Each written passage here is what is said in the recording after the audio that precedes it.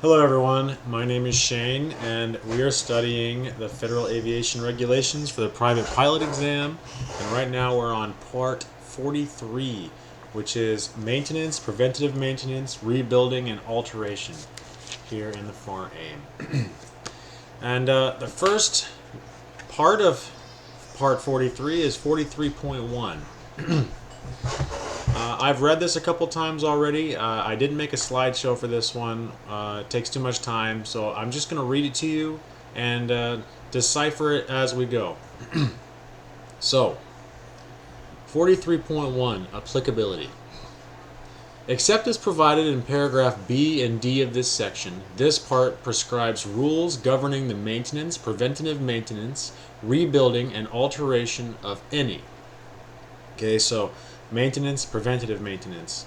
I think they make a distinction there because there are things that you have to do that are just like upkeep, like changing oil, even though something doesn't need to be repaired yet. You're just doing something to stop that from happening in the future, preventing it, obviously.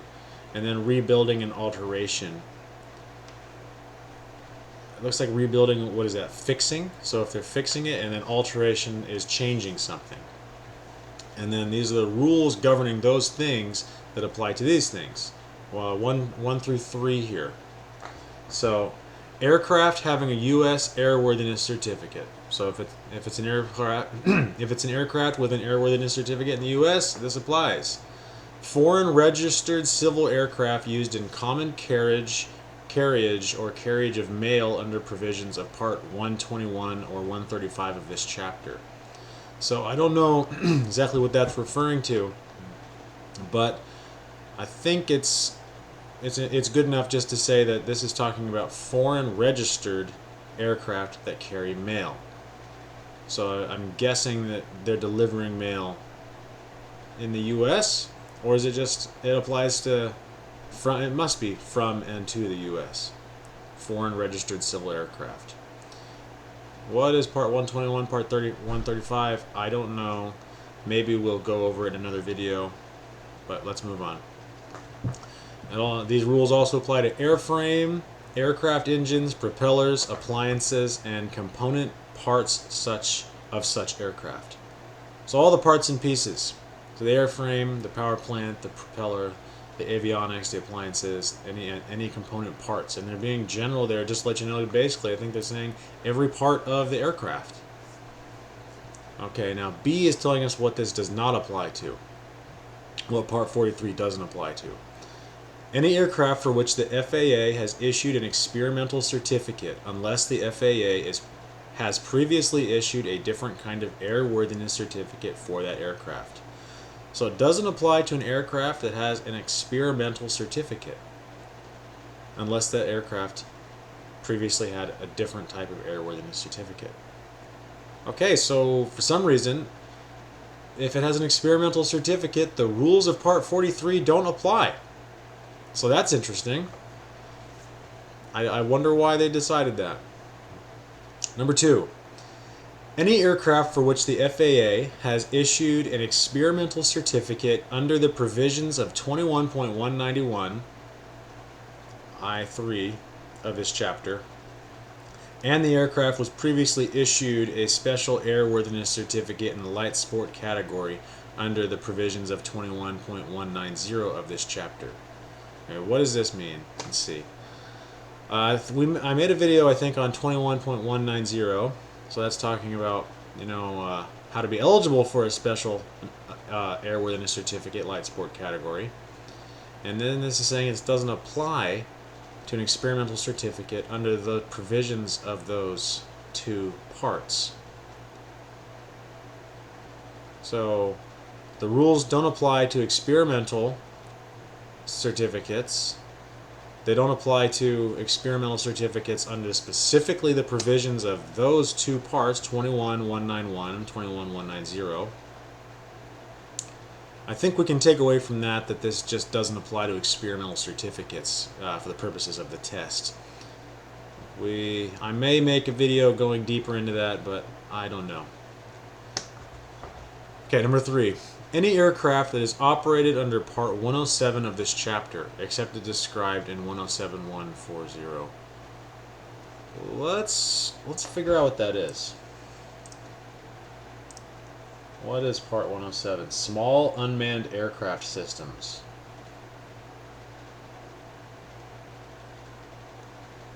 Small unmanned. Okay, so we're talking about drones. So any aircraft that is operated under Part 107 of this chapter. So Part 43 doesn't have anything to do with unmanned aircraft. So it's just an aircraft that has a pilot that's in the cockpit. Okay. C. This part applies to all life-limited parts that are removed from a type certificated product, segregated or controlled as provided in 4310. Okay, so what does life-limited parts mean? This part applies to all life-limited parts that are removed from a type certified product, segregated or controlled as provided in 4310. Okay, so maybe we should do a quick little Google search here. What is it? Oh, let's get rid of that. Okay, what is a type certificated product? What is a type certificated product? Type certificated product is a product that has been approved by a regulatory authority to meet certain standards. For example, an aircraft is type certificated if its design meets airworthiness standards. Okay. So, all life-limited parts that meet airworthiness standards.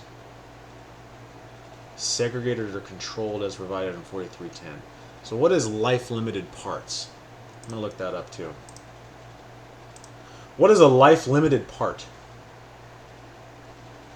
Life-limited parts are aircraft parts that have a predetermined lifespan and must be replaced when they reach that limit. I see. Okay, so whether or not the part is bad, it has a lifespan and then they remove it. So Part 43 applies to things that have a determined lifespan that are removed from a type certificated product. And a type certificated product could be an airplane or a helicopter or any aircraft that isn't unmanned, that are removed, segregated, or controlled as provided in 43.10.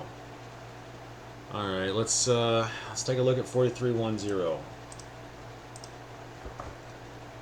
Okay, disposition of life-limited aircraft parts. Okay, so this is the rules on how and what they remove these life-limited aircraft parts. Let's see, life-limited part means any part for which a mandatory replacement limit is specified. Life status means accumulated cycles, hours, mandatory replacement. Temporary removal of part from type certified products. Temporarily removed and reinstalled for the purpose. Okay. So rules of life-limited parts is 43.10. Okay, so C is that Part 43 has to deal with life-limited parts that are removed from a type certificated product. And I'm saying I didn't translate it, but what that means is that these parts that have a time limit assigned to them, they are ruled by Part 43. And it goes into more detail in 43.10. That's what that means. Okay, D. This part applies to any aircraft issued a special airworthiness certificate in the light sport category except. Okay, so Part 43 applies to any aircraft that has a special airworthiness certificate in light sport except, number one, the repair or alteration form specified in 43.5b and 43.9d is not required to be completed for products not produced under FAA approval. So Part 43 applies to special airworthiness certificate in light sport category except the repair or alteration form specified in 43.5b and 43.9d. Not required to be completed for products not produced under an FAA approval. Alright, let's just look at those real quick. 43.5b, what is this? The repair or alteration form authorized by or furnished by the administrator has been executed in a manner prescribed by the administrator. So the form has been done by an administrator in a manner that the administrator wanted. So it's just not supervised, I guess. Wait time. Approval for return to service after maintenance, preventative maintenance, rebuilding, or alteration. Are we still... a repair alteration form not required to be completed for products not produced under an FAA approval.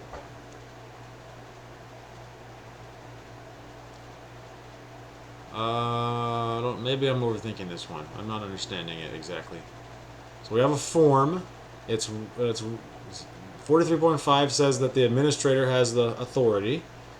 But maybe 43.9 will give me some clarity here. 43.9d.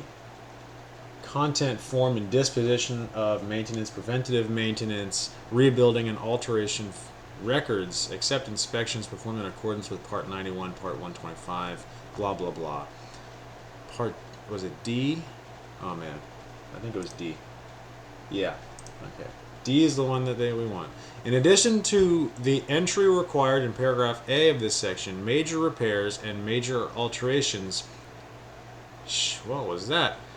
Shall be entered on a form, and the form disposed of in the manner prescribed in Appendix B by the person performing the work. Whoa. Okay, one sec. So there's an entry required in this paragraph A. Major stuff has to be entered on a form, and the form disposed of in the manner prescribed in Appendix B by the person performing the work. Okay, so there has to be a form, they gotta throw it away, and it has to follow some rules. Why is everything so linked together like this? I wish it didn't do it this. But alright. I think we were here. Okay. I'll be honest with you, I have no idea what that is telling us. Let's move on. Major repairs and major alterations for products not produced under an FAA approval are not required to be recorded in accordance with Appendix B of this part. So repairs, alterations that are major for products not produced under FAA approval, so not produced under FAA approval, not required to be recorded in accordance with Appendix B. So, okay, it's just not required to be recorded if it's major repairs and major alterations that are not produced under FAA approval. Let's just go back to remind ourselves what we're talking about here. So, special airworthiness certificate in light sport category, as long as it isn't these things, okay? Okay, let's do 3. The listing of major alterations and major repairs specified in paragraph A and B of Appendix A of this part. The listing of major alterations and major repairs specified in paragraph A and B of this part of Appendix A of this part is not applicable to products not produced under an FAA approval. Is not applicable to products not produced under FAA approval. The listing of major alterations and major repairs specified in paragraphs A and B. So we have a list of alterations and repairs that are major, and they're talked about in A and B. A and B of Appendix A. Let's check out Appendix A. Man, why is this stuff just so... It's like law spaghetti or something. Here we go. Appendix A, we're looking for A and B. Well, we scroll past A? Yeah, okay. Oh, wow. Okay, what? Major alterations. Airframe major alterations. Alterations of the following parts and alterations of the following types, when not listed in the aircraft specifications issued by the FAA, are airframe major alterations. Wings, tail surfaces, fuselage, engine mounts, control system, landing gear, hull and floats. Okay, what the hell is this? Alterations of the following parts and alterations of the following types, when not listed in the aircraft specifications issued by the FAA, are airframe major alterations. So if you alter these things, they are major when they're not listed in the aircraft specifications. Okay, what the heck is B then? Major repairs. So now that's alterations, now we're talking about repairs. I have a problem holding this all together. So the listing of major alterations and major repairs. Okay. In the Appendix A is not applicable to products not produced under FAA approval. So that stuff that we just glanced at is not applicable if it's not produced. If it's not about a product that's not produced under FAA approval. How does that tie back into our special airworthiness certificate in the light sport category? I'm not sure. So additional applicability of maintenance provisions for powered lift is set forth. So additional applicability of maintenance provisions for powered lift is set forth in Part 194 of this chapter. What the heck is powered lift? Okay, lift, obviously. Lifting force on an aircraft. Powered lift, are we talking about having an engine, a propeller, or a rotor?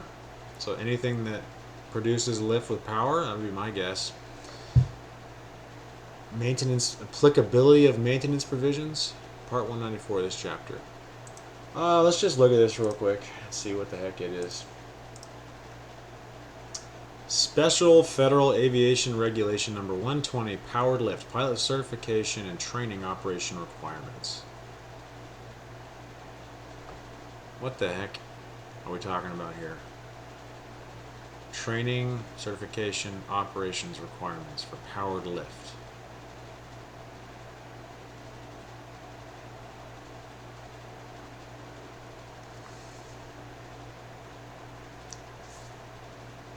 I do not know. Let's excuse me. Okay. Let's try to summarize part 43.1. I think we're just saying that the whole of part 43 is basically talking about the maintenance, preventative maintenance, rebuilding, and alteration rules for aircraft. I think we can just probably remember it that way, and all this other stuff is kind of getting into the weeds. So there you have it. There's 43.1. My kind of initial reading. I read it before I started the video, but that was definitely my second reading of it. We kind of went into it a little bit. I didn't break everything down. I didn't know everything. But hopefully going through this with me is helping you go through your federal aviation regulations. Have a good day and get into the sky.